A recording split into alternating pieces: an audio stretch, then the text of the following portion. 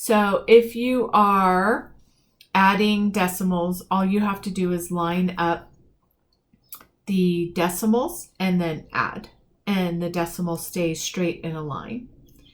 If you are subtracting, you do the same exact thing. You just line up the decimals and the decimal stays where it is. If you are multiplying, then you multiply like normal. So we have 5.36 times 3. First step is to just do the normal math. So it's 1,608. Then you figure out the decimals. So if there's a decimal here, you go in 2 jumps and say there was a decimal here, you would go in 1 jump. So how many places do you jump? 2 plus 1 is 3.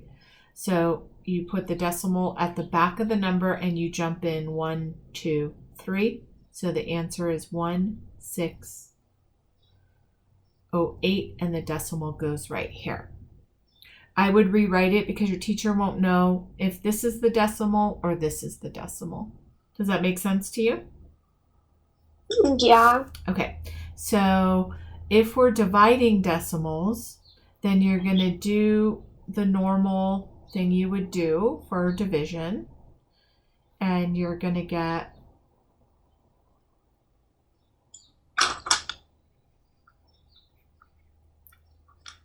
and then the decimal just goes straight up.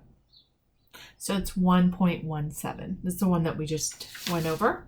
Make sense to you?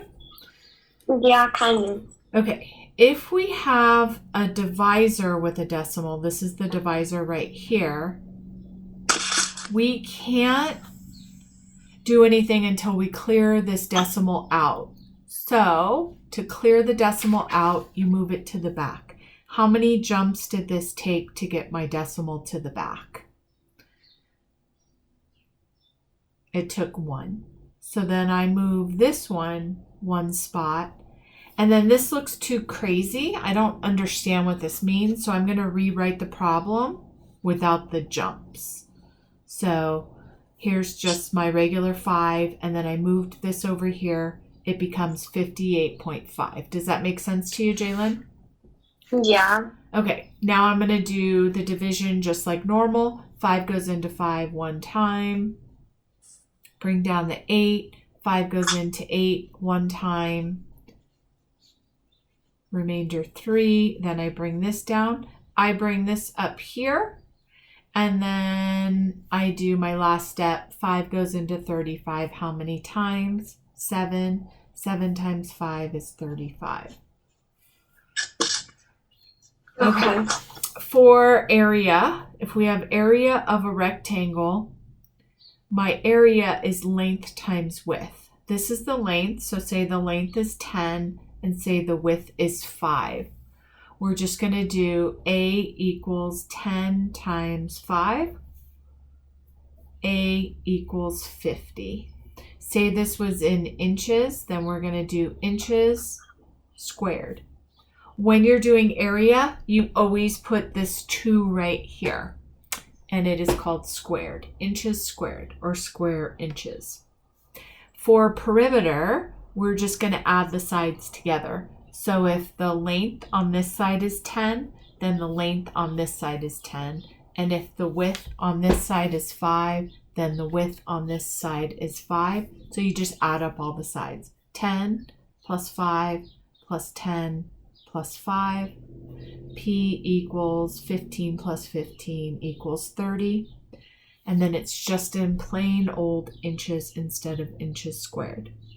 Does that make sense to you? Yeah. Okay. What's the opposite of 12?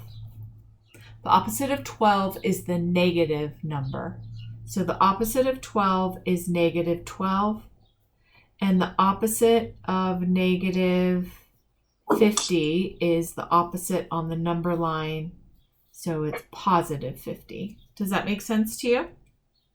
Yeah. For the 51, do you have to put positive 50 or could you just put 50? You can just put 50. Okay. It's the same thing. All right. For an exponent, this is called the base, and this is called the exponent. And we've talked about this before a while ago. What this means is the base times itself this many times. So it's not 5 times 2, it's actually 5 times itself. If it was 5 to the third power, it would be 5 times 5 times 5. Make sense? Yeah. Okay, I will send this